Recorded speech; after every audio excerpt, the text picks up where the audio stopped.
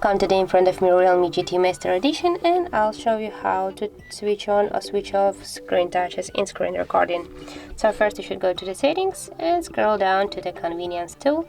Now just go to the screen recording and scroll a little bit down, and here you'll see this show screen touches section.